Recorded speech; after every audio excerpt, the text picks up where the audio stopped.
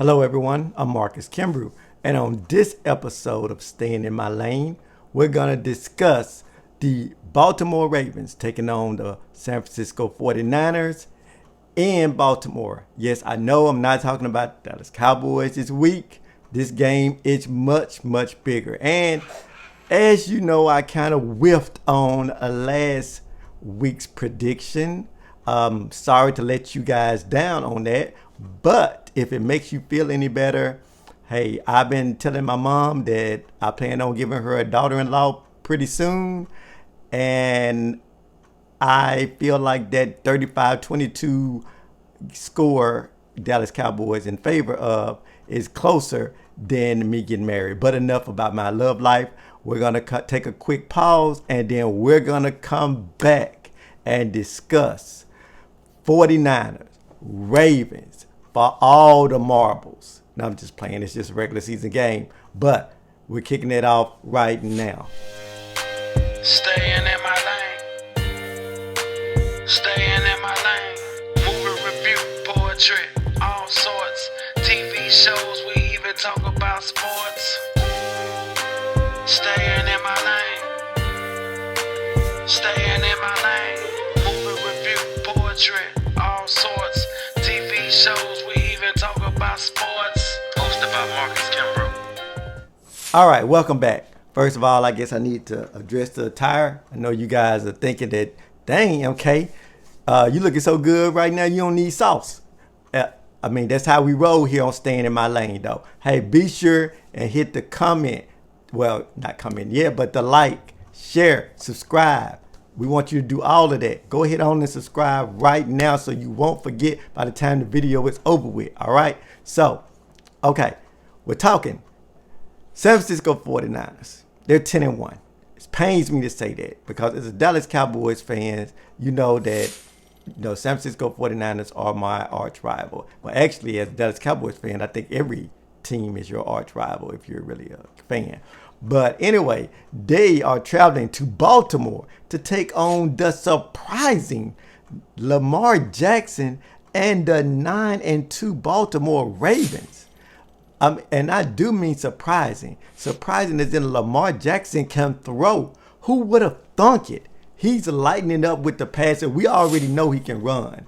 There's even talk about him being better than what Michael Vick was. Now, I really wouldn't put too much stock into that, because, hey, I saw when Michael Vick was playing and he was amazing. But the person who's putting this stock that's saying he can be better than Michael Vick is actually Michael Vick. I know, go figure. So, the San Francisco 49ers have come out of nowhere.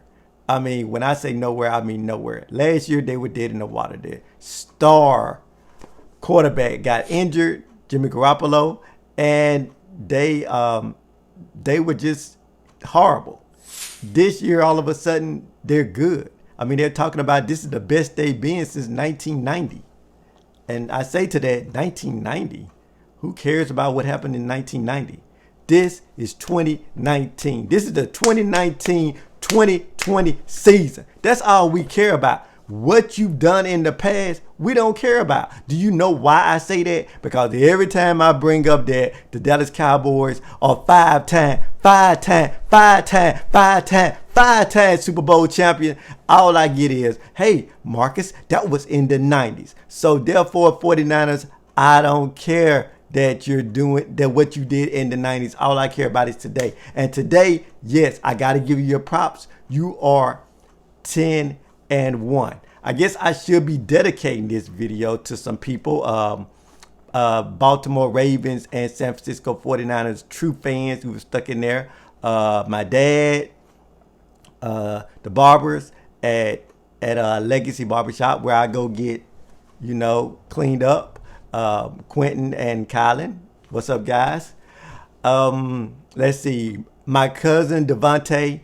No, not the Devontae that's part of Jodeci. I'm talking about the Devontae that I beat in basketball. And who else? My boy Cook, Russell. Host of people that are 49er fan. Wesley Jones, can't forget about you, that are 49er and Baltimore Ravens fan and are finally seeing their ship come in this season. Hey, congratulations, guys. You know what I'm saying? Dallas Cowboys are still top of the people no matter what the record is. But you guys, hey, you're coming in second and third. I applaud you. As a matter of fact, I'm going to give you a better applause than that. Okay, so that's enough applauding them. All right, let's talk game time. All right, so game time is the most insulting and offensive thing that I've ever heard of. I mean, I know that the New England Patriots have to play in prime time. They got a game Sunday night. I think it's a pretty good game Monday night as well, but which I feel like could have been moved. But you've got these two titans, if you will, the Baltimore Ravens and the San Francisco 49ers playing at noon. I mean, you could at least give them the 3:30 slot. I mean, at least. I mean, I think they're going to be a better game than what the Steelers and Cleveland Browns are going to be. And it's more like games that, I mean, that are like what I call bathroom games where, hey, it's time to go to the bathroom, get something to eat, whatever. You want to text your lady friend, your guy friend, whatever you want to do. Those are things you do when those people are playing. But anyway, let's go into this right quick. First of all, I'm going to give you a little brief summary of the season that the Baltimore Ravens, the 9-2 Baltimore Ravens have had. Okay, so they beat the Dolphins, Cardinals, all right? Who doesn't? They took an L against the Chiefs. Then they took another L against the Browns, okay? And then it was at that point that the Ravens said, you know, okay, that's not who we are. So then they go on this tear. It starts with the Steelers, and then they beat the Bengals again. And then it's like Lamar Jackson, he's throwing now. And then with those awesome legs, he's running now. So he goes on this tear and beats the Seattle Seahawks, led by MVP, well, was MVP candidate Russell Wilson. The New England Patriots, led by old man Ripple, Tom Brady. Then the Texans and the Rams with Jerry Goff. And they do this with the greatest of ease. I mean, they don't even break a sweat. I think they could have just used the same jerseys that they used for those games. I mean, back-to-back games. Because nobody came close to touching them in that. Flip it over to the 49ers. Hate to, but I'm going to. Flip it over to the 49ers. So they beat Tampa Bay. They go in and beat Tampa Bay Bucks. They hold the opposing quarterback, Blake Bortles, to 194 yards, 1 touchdown, make him throw 3 interceptions. Get that ball. Give me that ball.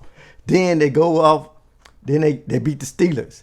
They hold opposing quarterback, Blake Bortles, to 174 yards, 2 touchdowns, 1 interception. Then they go play the Cleveland Browns. They hold opposing quarterback, Blake Bortles, to 100 yards, 2 interceptions. Then they play the Rams. I'm talking about the Rams that were in the Super Bowl last year. Whether it be, they're the LA Rams, right? Because the way they playing is like they St. Louis. I mean, they have an identity crisis. But anyway, they hold opposing quarterback, the Rams quarterback, Blake Bortles, to 78 yards. Then they beat the Redskins. They hold that opposing quarterback, Blake Bortles, to 77 yards. Then they beat the Panthers, holding that quarterback, opposing quarterback, Blake Bortles, to 158 yards, 3 interceptions. Give me that ball. So they beat the Cardinals, and then they take the L against the Seattle Seahawks. No shame in that. Russell Wilson was MVP candidate before Lamar Jackson went on his tear. But then they beat the Cardinals again, holding opposing quarterback Blake Bortles to 150 yards. And then they take on the Green Bay Packers, the Packers of Green Bay. They hold their opposing quarterback of the Packers, Blake Bortles, to 104 yards, 1 touchdown. All right, now I know you guys are thinking to yourselves, dang, is Blake Bortles even still in the league? Yes, he is backup quarterback for somebody. But why am I telling you that every opposing quarterback that they play is Blake Bortles, because that's what that defense does. It's making these so-called Hall of Fame quarterbacks look like Blake Bortles, because that defense hunts. Do you hear me? That defense hunts with all of this, and they still got this game going on at some noon. But that's all right. We can still have popcorn at noon. We can still have leftover from Thanksgiving. We can still have all of that stuff. And we can still sit down and we can enjoy this game. The game takes place in Baltimore, Maryland. So the Ravens, you guys, y'all got the home field advantage. San Francisco 49ers, you know what you're going up against. The man can throw. The man can run. Now lately, y'all been coming up in there tearing people apart. Your quarterback is a little on the suspect side, but all he got to do is play good enough not to mess it up. Should be a great game. I'm excited about it, as you can tell. And it's not Cowboys. See, I'm told you I'm not just doing the Cowboys thing, okay? It's not Cowboys Central. All right? So make sure you guys tune in to the game. And make sure that you continue to tune in to staying in my lane, okay? And why wouldn't you? So if you have subscribed, thank you very much. Tell somebody else to subscribe. If you have not subscribed, go ahead on and subscribe.